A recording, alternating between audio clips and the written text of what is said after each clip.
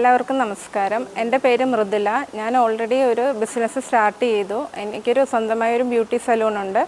കൂടാതെ എനിക്കൊരു common service സെൻറ്ററും ഉണ്ട്. ഞാൻ ചമ്പക്കരയിൽ നിന്നാണ് വരുന്നത്. കീടിൻ്റെ ഈ 5 ദിവസത്തെ ഒരു പ്രോഗ്രാം ഞാൻ വാട്സപ്പ് വഴിയാണ് അറിഞ്ഞത്.